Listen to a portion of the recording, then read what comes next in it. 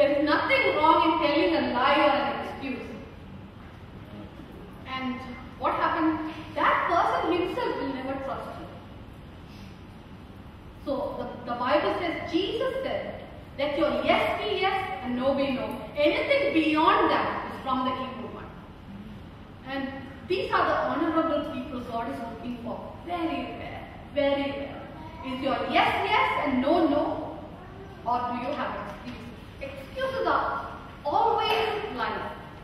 Why did you come for this test? Oh, you know what, actually I had this and I had my this and that and all that. She knows she's lying and I know she's lying. Everybody knows, you know. But then we are looking, God told me, preach this. I want the people of this church to be honorable people, vessels of honor, people of integrity, people who will swear to their heart and say yes and no, no excuses. Yes and no.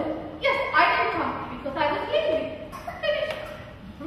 Tell the truth. Tell the truth. And so excuses are mostly lies. That's not honorable. The Lord says, be faithful in little things. In little things. In my office, my boss told me the phone was ringing and he knew who it was. He said, Shiva, tell them I'm not here.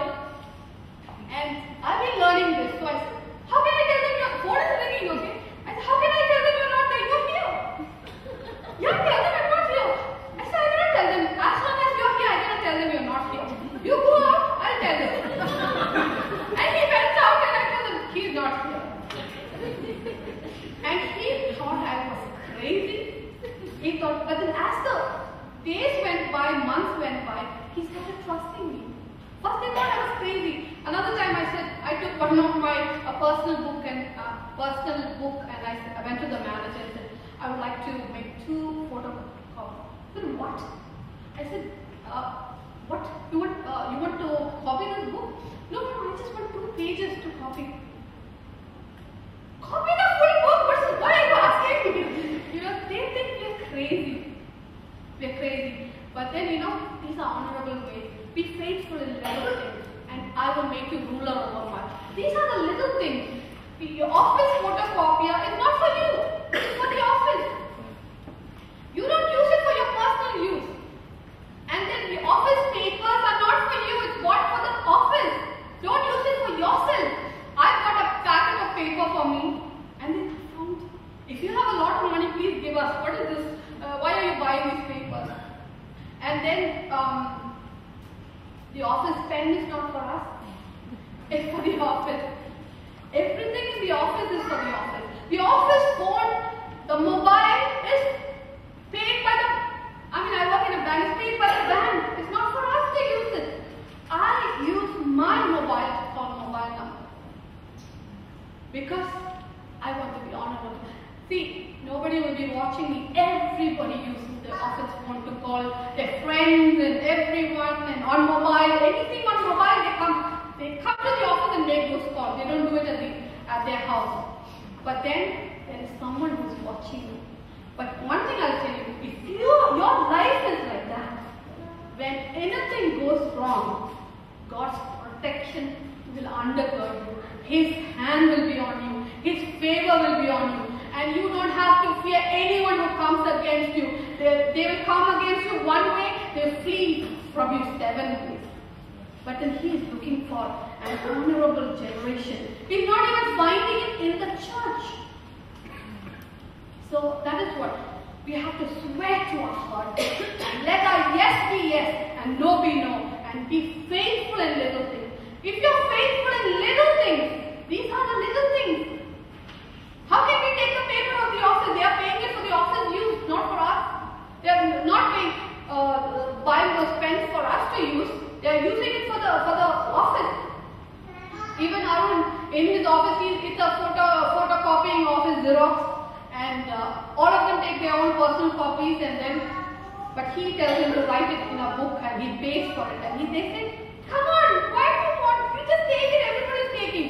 He said, no, I want to write it and pay for it. And they think we are crazy. But we may look crazy, but before God, we are honorable. Before God, God is looking for And the Lord clearly told me that if you would walk in this kind of honor, your breakthrough is going to come quickly. He's going to trust you with riches. And then stealing of papers, calling mobile phones, personal use of the time in the office, using the time given to you in the office, doing personal things, all these we need to put a stop to it. And even bribing. Small things like, give the security guard something and make him do something that is not lawful. Just give him something, put something in his pocket. These kind of things cannot be acceptable for God's children. You cannot even talk about it. Then how can you be an example in front of them? How can you go and preach Christ to them? He's a guy like this. Of course, it might be acceptable in this world, but then it's not acceptable before Christ. The Lord's standard of honor has not changed. The world's standard of honor has changed. These kinds of things are acceptable in society and we talk about it, it's acceptable everywhere. But God's standard of honor has never changed. It's the same. And we don't find such people these days. And let's turn to Psalms 26 verse 9 to 12.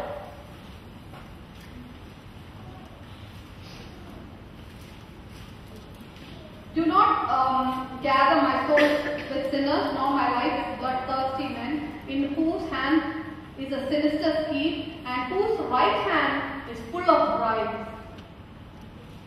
But as for me, I will walk in my integrity, redeem me and be merciful to me. So,